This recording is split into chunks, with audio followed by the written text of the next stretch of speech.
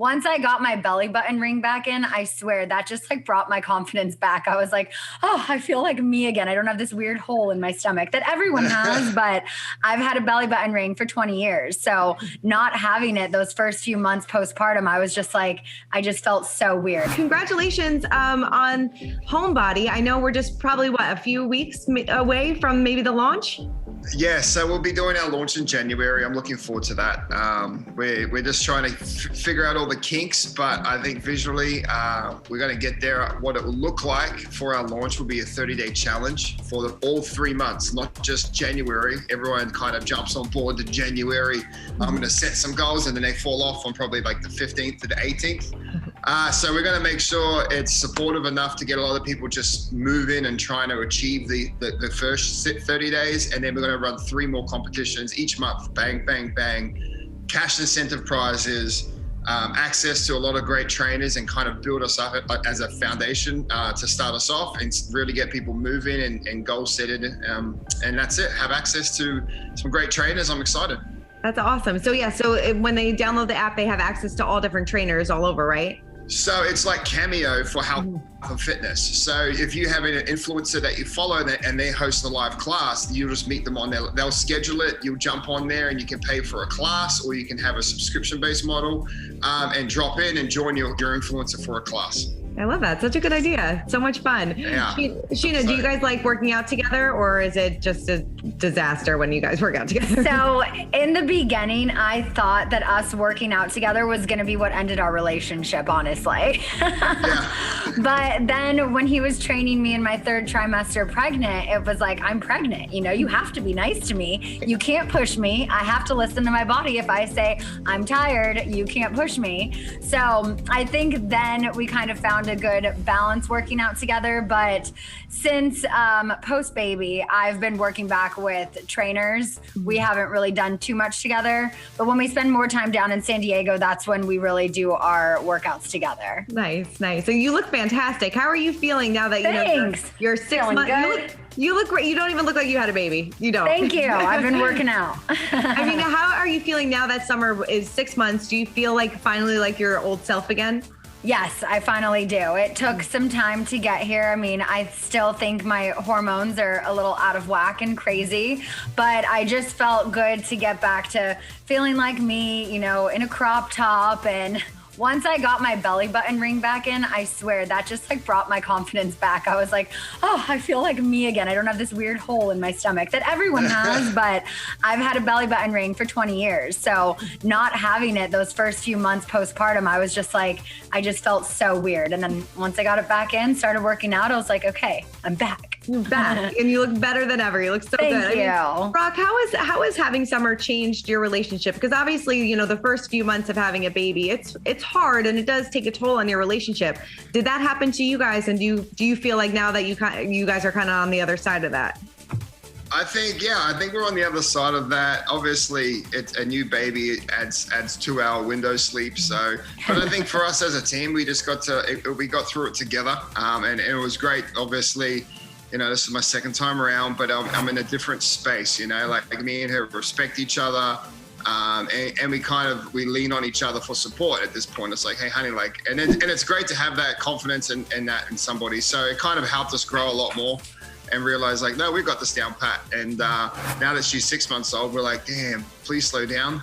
Right. I know. It's like gone so quick. It's just, I can't remember what it felt like when I had to support her head and when she was like, you know, 6-7 pounds. It's so crazy when they say like it goes fast. I mean, it really truly does. So we've been fortunate. We've been able to spend a lot of time at home. So I've definitely enjoyed that. Definitely. Or now that she's 6 months, are you like, and then you kind of forget about all the craziness of the newborn stuff, or you're like, maybe I can do this again. Are you guys? And then they start crawling, and then bang, you're back to like pulling your hair out. No, see, what a lot of people don't know is I actually got really sick. In labor, I got diagnosed with preeclampsia, and then that advanced to HELLP syndrome. I was put in the ICU, the high-risk ICU after baby, and with HELLP syndrome, I mean, it could literally be fatal. So that on top of my age, I'm at a high risk for that to happen again. So what's that age? Middle? What is it? Funny. But you'll actually see on the episode that comes out next week, me talk about a potential surrogate. And that is not for cosmetic reasons or selfish reasons whatsoever. It is strictly to protect my health, because now I am a mom, you know, I have to think about Summer Moon first. And I don't know if I want to put myself at risk again, knowing there's a good chance that I get diagnosed with this again. No, totally. I mean, your health is definitely most important. I mean, have you guys started exploring the surrogacy, and have you talked to other people that have gone down that route? We started the conversations briefly, but we're just internally early stages. Yeah. Like, we are not in any rush. I just want to spend so much time with her, just spoiling her and eat up all of those moments and not have another anytime soon. No, totally. Did your doctor advise you probably not to get pregnant again then? He said not to let that be the sole reason why I don't. He said, you know, they'll monitor me extra closely. They'll induce me 3 weeks early. But just even knowing that, I feel like will have me at a different stress level for a second pregnancy than I was this time. Like, I was worried, you know, about having another miscarriage and then having a stillborn. And there were just those worries that I had this pregnancy. And the next one, just knowing, like, any day, am I going to get preeclampsia? Am I going to get HELLP syndrome? Are we going to have to deliver this baby early? Are their lungs going to be developed? Like, I just feel like I don't know if I want to put myself through that yet. So we'll see. Yeah. But it's also like, she's such a good baby that it doesn't make me like want to have another. I'm like, there's no way we could get this lucky again. Yeah. I hear you on that one. Yeah. Brock, how are you feeling watching back this season so far? Wow, this season was definitely, you know, I to be honest, I kind of put myself in these positions, right? I was open about my past and I was okay talking about it. So, and that kind of led to a lot of, like, you know, reflection. And it's something that, it's crazy saying, like, yeah, I moved over here and I wanted to grow up and do things for my family and that, but like and that's something I've always worked towards, like on the success side of things, but like the mental side of things, of actually dealing with that emotion tied to my kids and tied with my ex. I think I didn't really understand much of it until I actually talked about it. And I had a moment, like, because before I spoke with Lisa the last episode, before that I was kind of like, just look, can you just respect my space? Like, forget about it. Blah, blah. And then it wasn't, and then Lala was having her opinion towards it, which was fine, you know, she was just voicing hers. And it kind of helped me kind of talk about it a little bit, but it wasn't until I shared kind of like how I actually felt, regardless of what the situation was, but how I felt in the situation with Lisa was when she wasn't happy with like what I said and what I owned up to, but it was just for the fact of me being able to tell somebody else how I feel. Mm-hmm. And that was, for me, was huge for kind of dealing and understanding with that process of what I've been through and what I'll put my kids through, everything else. So as you guys have seen this season, I've definitely had a very therapeutic approach to it, because it's for me, I've really enjoyed being able to talk about it. And it was crazy that I did it on national television, which is just wild, you know? So I'm lucky for it, but also I guess I wouldn't be in this position either without understanding more of like my ex's side because of Chyna, because I actually respect her opinion. And before I was very selfish, and so it was always about me. So this season's definitely had roller coasters for me. I've gone through all the emotions, and you've seen them all, that's for sure. Yeah. And but I think at the end of it, as long as it keeps me accountable, and I know like I am not going back that way ever again. So, and that's the plan anyway. Yeah. No, definitely. I'm doing good. Yeah, I mean, Chyna, I think it's interesting that Brock says that like you helped him understand his ex's perspective. I mean, how did you help him do that? And has your ex seen your growth? I just listened to her, honestly. I mean, we had a very long FaceTime with her where I told him to just shut up, let her talk. She needed to be heard. And I listened, and I just, you know, as a very empathetic person, I just understood where she was coming from. You know, with the baby on the way, I couldn't imagine what she had been through. And I know that they were both young and they had a very tumultuous relationship, and it was better that, you know, they did separate. But just from a woman's point of view, I was like, you really need to look at it from her perspective and not how just you were feeling. Right. And I think that really helped after we had that like face to face over FaceTime, but that conversation. Yeah. Yeah. And Brock, has there been growth in your relationship with your ex? Yeah, so the growth part, like on our relationship, I want to say yes, but it just came with stipulations. And it was like, if you can prove to me that you can do this, then we'll take the next step. And that was the child support. So for me, my one goal was to knock off that child support before the end of the season finishes and gets everything out. It wasn't easy to do, but we're nearly there. So probably by next month, when we go to film reunion, it's going to be completely done. I've paid it all off. And then hopefully then I can start a conversation with them to go to the next steps and be like, look, I've done what you've asked now. Because I think for her, it's more of a symbolic thing. It has nothing to do, because I'm not paying her child support. I'm paying the government. It's the principle of it. Of course, yeah. It's the principle of me saying, look, I want to change. And I've said that for 8 years with her. So she kind of was like, cool, well, if you really want to change, the kids are fine. They don't need you right now. Pay the child support and show that you can be a freaking adult. Yeah. That was it. And so, and I think, yeah, our relationship's far from being fixed, but if I can do that, we're taking the right steps towards that anyway. And still no FaceTime with the kids yet? No, that's going to be the next step, hopefully. But it's the biggest one for me is kind of like reminding everybody that these are two little minds that have a stepdad that is their dad. That's been their dad since Summer was born, since Winter was born, sorry. And then since Eli was 4, he has been a part of their life. So that is where there's like, you don't hear this sort of on the show where there's kids involved. I can't just FaceTime them and just really their day up. Yeah. Because I was disappeared. I wasn't around for that period of time. So I think for me, the goal would just to be follow their rules that put in place, but then push a little bit, but not push them up too much, because it's up to the kids now to be like, well, actually, we do want to talk to dad. So hopefully we get there. Selfishly, I want to, but there's kids involved now. Of course, but the kids are fully aware that you are, putting in the work. Are they aware that you're on the show too? I don't know. We don't know about the show because they keep a very private life. Was what they tell me, but 100% Hey You is big in Australia. So it definitely didn't make these next steps easier talking about this. So especially back home, because now we have a platform. And so I have to be very respectful of that, knowing that I can't ever talk down towards her because I don't want her to ever be offended of the platform that we have. Yeah. So, yeah, definitely made it a little bit more difficult, but I think we'll come out of this on the top at the end. We'll get back together hopefully soon. And then who knows, maybe you guys a little spin-off in Australia and we go down under with Scheana and Summer. Yeah.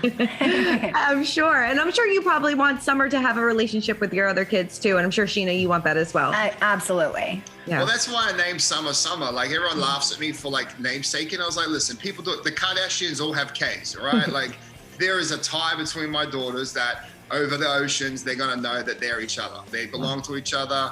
And I look forward to bringing our families together. And I think in the future, like as long as we just can make the right steps, we'll get there.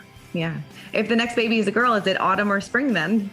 It's going to be something seasonal. I'll tell you that. We're just going to stick with that theme. Girl or boy, we have our next name picked out and it goes in the theme. So I love it. I love it. Yeah, I think it's cute. Is that gonna happen? I do too. I mean, I'm hoping for a boy next one. Okay? But you know what the boy's name is. The next baby, boy or girl, it's the same name. Yeah, you're right. Brock, you did say on the show, we'll wrap this conversation, but you did say on the show that you wanted to move to America for, the better opportunities. What were those opportunities that you were looking for? Did you want to do it acting, modeling, fitness? What were those goals that you wanted to achieve for yourself that you couldn't do there? Oh, he can't act to save his life. I cannot act. And that's great because when I was younger, I grew up in a single home, single mom of 5, and she worked her ass off, and I love her so much. But it wasn't like I didn't grow up in the nice areas. I grew up in like the projects, the underdeveloped areas with the community that was around us, and kind of for me, I had 2 options. I tried to play professional rugby, and we went to France, and I got to play that, and I really realized I could make a career out of playing sport. Before that, I thought I was going to end up on a dairy farm or in the mines working 12 hours. Like there wasn't really much like vision or dreaming. It was like, I could work hard and come home. And then when we were going through our separation with my kids and my ex at the time, I was literally working from leaving my house at 3:30 to go train people in the morning at the fitness center and that I ran from 5 a.m. until 10 a.m. or 11. And then I'll have like a 2-hour lunch break, 3-hour lunch break of dead space because everyone works out in the morning or afternoon, right? And then I would work from 4 o'clock to 8 p.m. and then I'll get home at 10 p.m. And I did this repetitively, and there was a point of time where I was like, I'm not even seeing my kids and I'm working for other people, and I don't have these opportunities where I could set myself up. Well, I wasn't around the right people in Australia to do that, and so I really found an escape in my ability as an athlete. So I was like, wait, I actually have an athletic ability. I can do this. I'm good at being an athlete. So that was kind of like my out, and I was like, I can play in the NFL. So when I wanted to come to America.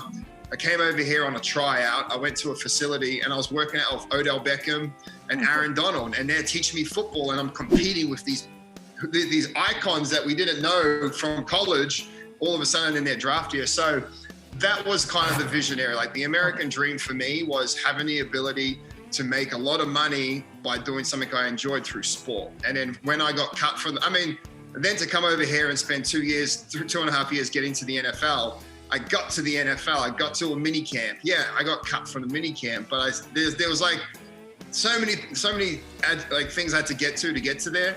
So that was the opportunity I came for. And then when I fell short of the NFL, I kind of fell into knowing the right people, living in SoCal, and then all of a sudden I had investors just giving me money to open gyms, and then we invest in you as a person. We want you to run these businesses, and then all of a sudden I built that network up. And for a period of time, I thought I did it. And then the pandemic came and just really kicked you in the balls. Of course. Really reminded you. And then it was kind of a reset, but in the same fate, I had to adapt, and now I've got Homebody going through Homebody and that. But those are the opportunities. Like you can't go to a pub in Australia and be like, hey guys, I want to do something. I need to raise $500,000, because they'll be like, well, tell you what, just go keep working, stop dreaming, and that's okay for some people, but it wasn't okay for me, because I know I could commit my sacrifice to my family and give them a life outside of what we have back home, because it's not sunshine and rainbows maybe for other people, but for our family, it's been very low end, bottom of the income, government funded. And that was my lifestyle. And I sacrificed a lot and threw it with my kids. And I really was like, I gotta stick to this now at this point, especially when that happened, and I stopped. My access was taken from my kids from me, with the kids just being in a better environment than what I could have provided. And that was the biggest one. I was like, I was working my ass off, and I still couldn't provide a house for these guys.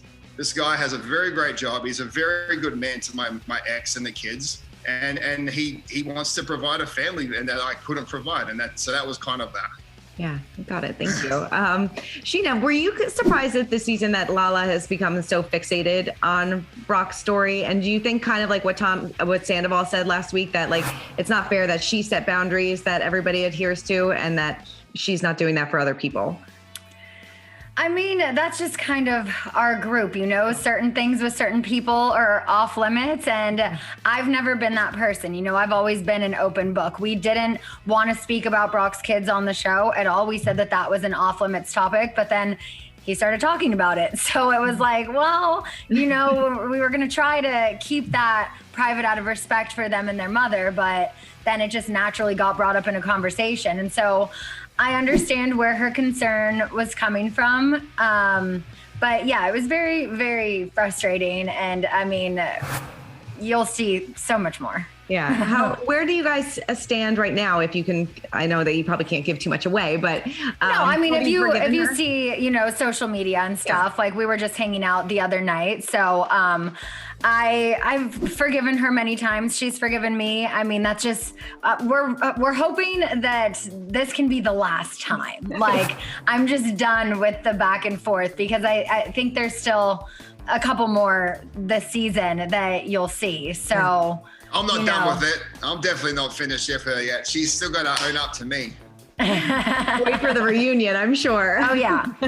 How is Lala doing? Obviously, you know, there's news up there that she and Randall have split. I know that you said that you've been talking to her a lot. How is she? What kind of headspace is she in, and how is she doing? Yeah, I mean, obviously, you know, when you go through a separation, it's not easy, especially when a kid's involved. I can't even imagine, but she is a very strong woman, and she's going to be just fine.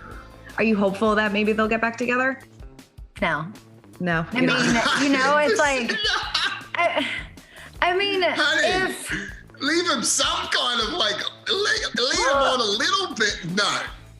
No, I want her to do what's best for her. And, you know, right now, like, no, I think that they need some time apart. So, you know, well, down the road, of course, you would hope for any family to be back together. But right now, no, I think she just needs to focus on herself and her baby. And I think the truth needs to come out. I think somewhere in between each one of their stories is the truth. Yeah. And are we going to get to know what that truth is? Probably not, you know? And so then it's just kind of like, look, we got to be supportive of our friends. And it's funny, this friend group is very much a crazy cuckoo mess of friends and family, because like, I mean, I care for Lala deeply, even though the season happened and all of it. I still, the thing about this group is like, we're still a group of friends, but we just really get deeper with the subject matter. So it kind of like causes this awkwardness and these issues. But then once we either come through and fix them or deal with them, you come back together and it's kind of like a little deeper glue. So I think what I'm hopeful is that they can, you know, come to an easy agreement for Ocean's sake. You know, when it comes to her, I hope that that can work itself out regularly. The relationship, that's another subject, but I do hope that they can figure that out for her. Yeah, of course. Yeah. Especially when there's a baby involved. That's the most important thing. I mean, and speaking of babies, you know, Kody recently said she was talking about Lisa's comments about trying for a baby, and she said it was a little rude, you know, the conversation that they had on the show. Do you agree with that? And because I'm sure, you know, like I asked you before, you know, when are you going to have another baby? You know, some people, especially when you're going through something that's difficult, you know, it's hard to kind of hear those things. Yeah, I think honestly, when it comes to women's fertility, I don't know if rude is the right word, but I think it can be, no. I mean, it's different also when you do have a baby, but it's like when you get married, the first thing is, when are you having babies? What have you been trying? What have you been trying for years? So I think that some people don't understand how hurtful that can be to someone. They just ask and they're not even thinking. But I think we do need to make it more known that it's more of an inappropriate question when someone has been trying. You don't know what someone's struggles are. And that's the thing where even when Kody had been trying, you know, with Schwartz, I never asked because I didn't want to overstep. And her and I had conversations. She's like, well, you didn't know what I was going through. And I'm like, but you didn't tell me. That's not something, even if I'm your best friend in the entire world, like I just know how personal that is. And I don't like being asked about it like pre-baby. Like when I was still married, that was just like all the time, every night at Sir. So when are you guys having babies? And it was like, we weren't even trying at the time, but I'm like, how do you know I'm not trying every day? And by you asking me, it's just a trigger. So totally. I had explained to her why I didn't ask. And then she was like, oh my God, like, thank you. Like, it was like, I think she almost thought like I didn't care because I hadn't been asking. I'm like, no, I didn't want to push a sensitive subject because for all I know, you guys are trying every day for 5 years and it hasn't happened. Yeah, no, totally. I totally agree with you.